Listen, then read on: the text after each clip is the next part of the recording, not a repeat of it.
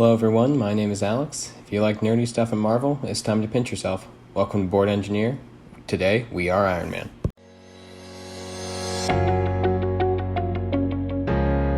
To build the Mark 46 helmet, first you're going to want to 3D print your models and join them together with plastic welding. The plastic welding process is very simple. You just slowly drag a hot soldering iron across the seam and then use the plastic you push away to smooth the line out.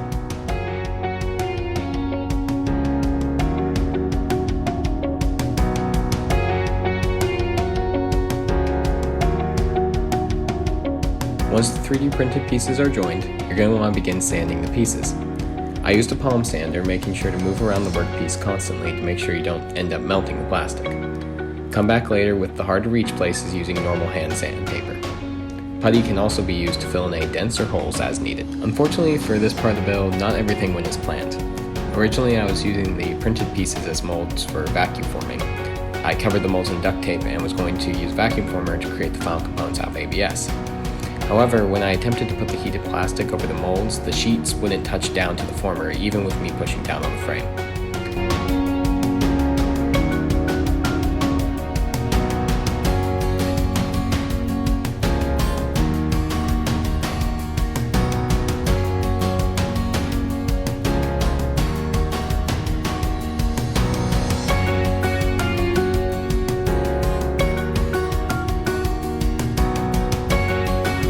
I tried to use a heat gun on the plastic and mold the pieces by hand, but the sheets still didn't form to the mold, and in both processes they began to melt the molds completely. Instead of risking losing the molds, I decided to move forward just using them to finish the helmet.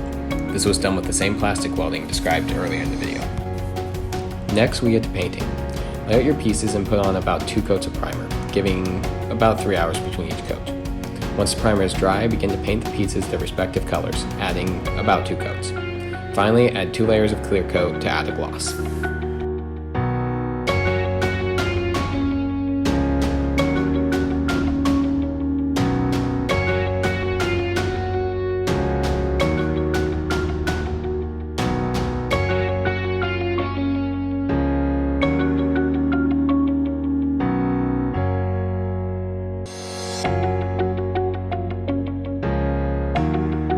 The last part of the build is adding the method to move your faceplate, as well as any lighting that you want to have. For mine, I had a circuit with reed switches and a servo to lift the faceplate, along with light-up eyes that would activate when the faceplate was closed. Both circuits worked, but unfortunately the servo was too weak to lift the faceplate, so now it has to be manually removed.